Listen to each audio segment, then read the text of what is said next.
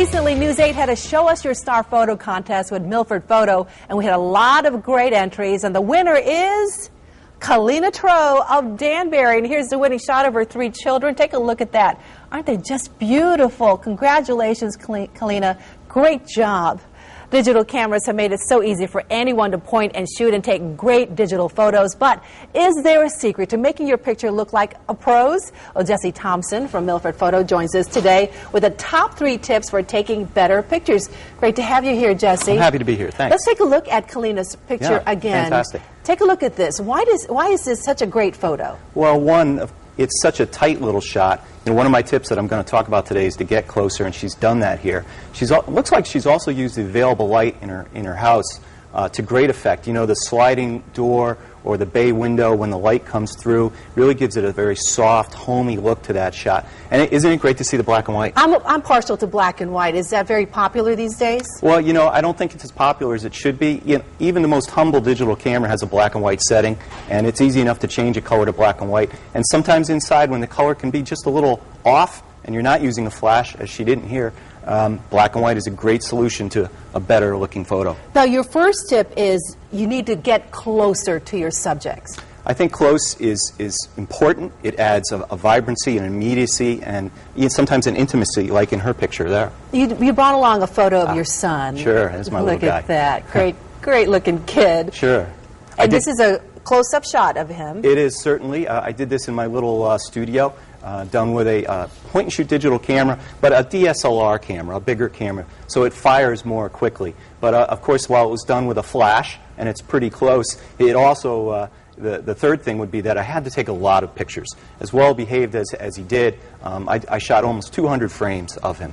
Now, he does not have that red-eye look that you see in a lot of pictures. How do you get rid of that? No, you know, the big thing with getting rid of red-eye, outside of retouching it out later, is to get an extra flash for your camera. You need to extend the distance between the flash tube and the lens to get rid of the reflection off the oxygen-rich blood at the back of your eye. You also have another shot, another photo that you wanted to show us, I believe, a picture of the... yes, sure. This is where? This is at the Connecticut Audubon Coastal Center, Milford Point. It's just a beautiful place to go. And I led a photo group down there for the evening, and we were hoping for a beautiful sunset with big puffy clouds. The weather didn't help us out, and you know, when this kind of situation arises, start to look small and get close. And so as the sun was setting, you know, which was very hazy, focused on that little reed there and made 60, 70 exposures of it. And you say this is a photo group that you have out there at Milford Photo? We do. I'm really excited about this. I've run classes at Milford Photo for years, but back in April I started up a meetup group. And if you go to Milford Photo and click on the meetup link at the top of the page, you can see various albums that my group has shot over the last few months. I've got some great photographers in there, and a lot of the events that we run are free. Join us, take some pictures. And you learn a lot from each other, too. I think peer interaction is a fantastic way to learn, and I've seen my people come along.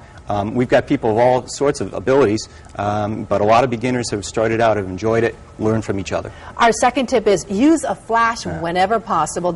What is it, that most people don't use flashes when they should? Well, of course, our photo winner broke that rule, and that's okay. Rules are meant to be broken. But I think often a lot of cases, a flash can help your photo, maybe when you don't think of it as normally using it, like let's say, outside. This is a very kind of photo that you see. My friend shot it. Let's say a friend says, oh, I want to get on Match.com or eHarmony or something. You want to get a nice, clean headshot of that person, and it's a sunny day.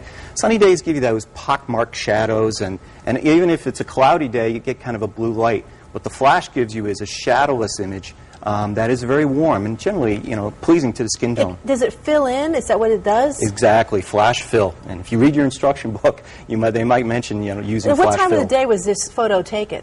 Well, you know, it's actually evening, and in the morning and the evening, there's that magic hour where the sun is at a very severe angle and the light is very warm. Actually, the light on the back of her head there was made by the sun, and the light that is on her face forward is done by the flash. Best time of the day to take a photo outside?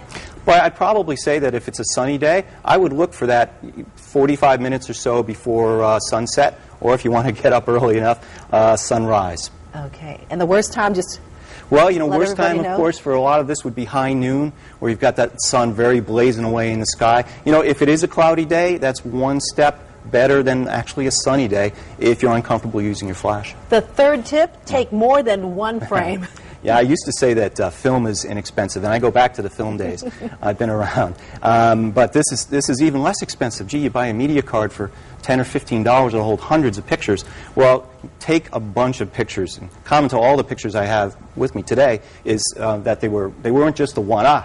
There it is. How many frames did you have to take for this one? Well, these are my little nephews, Christopher and Luke, and along with my son, we had all three of them in the studio. I shot for maybe 300 frames. 300. 300 frames. Yep. And we got some winners there. But you know what? You delete all the ones that don't come out. And that's really easy, isn't it? People think you're a genius. Let's talk about the camera itself. Sure. These are really easy now. You just point and just. They certainly are, and you know they are geared up to be point and shoot.